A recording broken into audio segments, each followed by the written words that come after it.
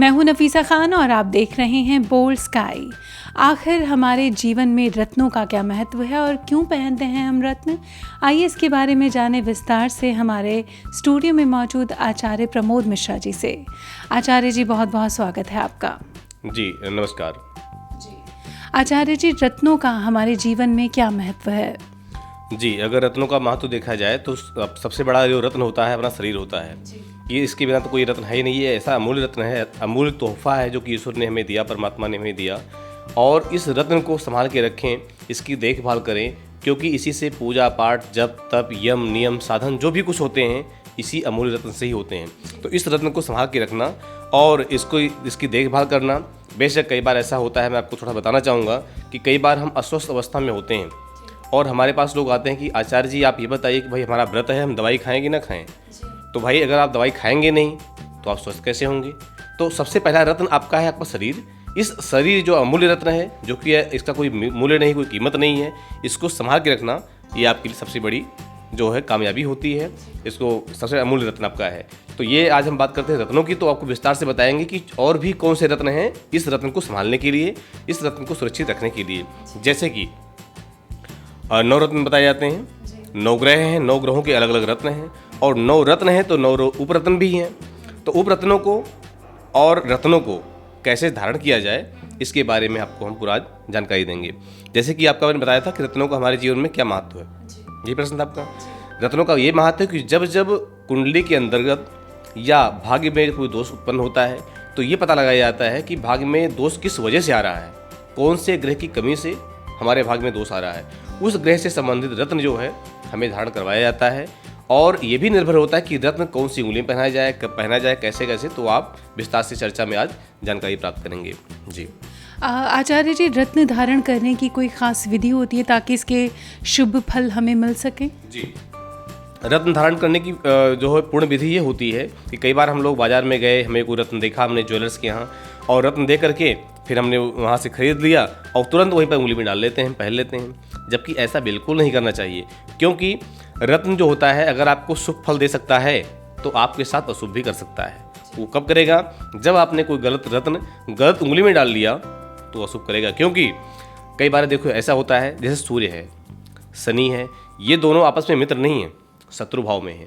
सूर्य की उंगली होती है अनामिका। अनामिका उंगली में अगर नीलम पहन लिया जाए, क्यों नीलम शनि का होता है, उंगली सूर्य की है, अब नीलम इसमें आप पहनेंगे तो ये पक्की बात है कि आपको कोई अच्छा फल या शुभ फल आपको देने वाला नहीं है। अगर शुभ फल की आशा से आप पहन रहे हैं तो कहीं ना कहीं जिस स्थिति में आप हैं उससे भी आप डाउन हो जाएंगे। और अगर शनि की उंगली यानी मध्यमा उंगली होती है, मध्यमा उंगली में आपने सूर्य का रत्न धारण कर लिया यानी माणिक्य, तो ये भी पक्की बात है कि जिस परिस्थिति में आप उससे आप डाउन हो जाएंगे। तो ये परिस्थितियाँ होती हैं। अगर रत्न आपको धारण करना है तो विधि यही होती है कि जिस ग्रह की उंगली है उसी उंगली में उसी ग्रह का रत्न आप धारण करें।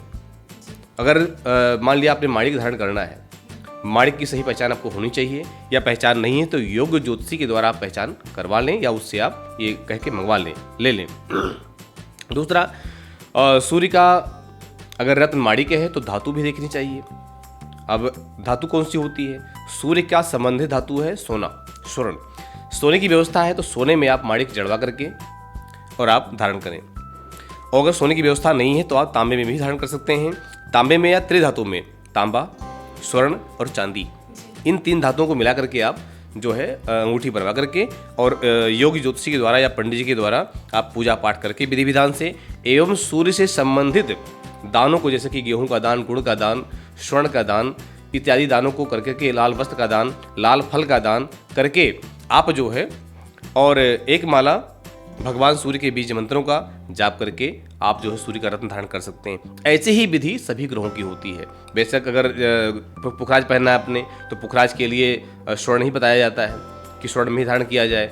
रत्ती जो होती है कई बार वही मात्रा कितनी होनी चाहिए, तो मात्रा निर्भर होती है कि मात्रा होता है कि भाई ग्रह कितना पावरफुल है, कितना कमज़ोर है। अगर 2 अंश का है, 5 अंश का है, 7 अंश का है, 10 अंश का है, तो जितना ग्रह कमज़ोर होगा उसके ऊपर ही जो है मात्रा बताई जाती है कितनी मात्रा होनी चाहिए। पुखराज हो गया बृहस्पति के लिए, शुक्र के लिए भी इसमें पहना जाता है, शनि के लिए, राहु के लिए इसमें पहना जाता है मध्यमा उंगली में, सूर्य के लिए और चंद्रमा के लिए भी इसमें पहना जाता है मंगल के लिए भी इसमें जो है अनामिका उंगली में पहनाया जा सकती है। जो ग्रह सूर्य के मित्र हैं उन ग्रहों का सूर्य के साथ संबंध होता है और उसमें जो है उस उंगली में पहना जा सकता है। केतु के लिए एवं जो है बुध के लिए कनिष्ठा उंगली में पहना जाता है। चंद्रमा के लिए भी इसमें पहना जा सकता है, यानी मोती, लहसुनिया और पन्ना ये कनिष्ठा उंगली में पहना जा सकता है। निर्भर होता है कि हाथ के पोर कैसे हैं आपके, कौन सा पोर आपका दबा हुआ है, कौन सा उठा हुआ है, इसके अनुसार उसकी विधि होती है, उस विधि के अनुसार पहनना चाहिए। अच्छा आचार्य जी, कौन सा रत्न किस राशि के लिए अच्छा होता है? जी बहुत बढ़िया। अब राशि के अगर देखा जाए तो कई चीज़ें हैं। राशि जैसे मेष राशि है, वृष, मिथुन, कर्क, सिंह, कन्या, तुला, वृश्चिक, धनु, मकर, कुंभ, मीन, ये 12 राशियाँ हैं। 12 राशियों में जैसे कि मेष राशि और वृश्चिक राशि का स्वामी मंगल है और मंगल का रत्न मूंगा होता है। तो जिनकी मेष राशि है और वृश्चिक राशि है ये लोग मूंगा धारण करें। निर्भर है कि जन्म पत्री को देखते हुए धारण करें। अगर जन्म पत्री में आपकी मंगल की दशा चल रही है, अंतरदशा चल रही है, प्रत्यंतर चल रहा है या गोचर बस आ करके कहीं ना कहीं मंगल आपका नुकसान कर रहा है या कमजोर है, तभी आप मूंगा धारण करें। ऐसा नहीं कि आपकी राशि मेष है और वृश्चिक के तुरंत धारण कर लें, ऐसा नहीं। जिनकी राशि वृष और तुला है, वृष और तुला वाले का स्वामी शुक्र होता है और शुक्र का जो रत्न है वो होता है हीरा। तो और हीरा धारण कर सकते हैं। और हीरा की व्यवस्था नहीं हो रही है तो आप जो है उपल भी धारण कर सकते हैं, ये व्यवस्था है। ये उपरत्न होता है, कहीं कोई ज़रूरत नहीं कि हाँ आप अमीर ही होंगे, आप गरीब की अवस्था में है, जो है धन की स्थिति थोड़ा ठीक नहीं है तो आप जो है उपरत्न भी धारण कर लें, लेकिन उपरत्न की मात्रा थोड़ी ज़्यादा होनी चाहिए। उपरत्न जो है, जैसे हीरा आपने अगर 5 रत्ती धारण करना है तो जो है उपल जो है आप धारण करें कम से 7 या 8 रत्ती में, ये भी होता है। जिनकी राशि मिथुन और कन्या है वो पन्ना धारण करें क्योंकि उसका स्वामी बुध होता है। जिनकी राशि कर्क है वो मोती धारण करें। जिनकी राशि सिंह है वो माणिक धारण करें। जिनकी राशि धनु है, धनु और मीन स्वामी बृहस्पति होता है। बृहस्पति का जो रत्न है वो पुखराज है, वो पुखराज धारण करें। और जिनकी राशि मकर और कुंभ है स्वामी शनिदेव हैं। शनिदेव का जो रत्न होता है वो नीलम होता है, तो आप नीलम धारण कर सकते हैं। इस तरह राशियों का विवरण है इसका। ये तो आपने बताया कि कौन सी राशि वाले कौन सा रत्न पहने और क्या होती है सही विधि राशि रत्न पहनने की। इसके बाद आज का विशेष उपाय। जी, आज का विशेष उपाय ये है कि अगर आप नवग्रह जनित पीड़ा से पीड़ित हैं आप, तो आप नवग्रहों का रत्न यानी छोटी छोटी मात्रा में 2-2 रत्ती की मात्रा में और अष्ट धातु में आप जड़वा करके बिल्कुल गोल चक्र के अनुसार, लेकिन ये भी सही विधि से कि इनका भी एक नियम होता है कि सूर्य का रत्न कहाँ होना चाहिए, चंद्रमा का कहाँ होना चाहिए, मंगल का कहाँ होना चाहिए, ऐसी एक विधि होती है। तो उस विधि के अनुसार आप नवरत्न को जड़वा करके और शुभ मुहूर्त में, यानी इसमें कोई दिन नहीं देखा जाता, विशेषकर योग देखे जाते हैं, तो किसी शुभ योग में इसकी पूजा और प्राण प्रतिष्ठा करके आप धारण कर सकते हैं। इससे आप नवग्रह जनित पीड़ा से आप मुक्त हो जाएंगे। बहुत बहुत शुभकामनाएं आपको। धन्यवाद। आचार्य जी धन्यवाद।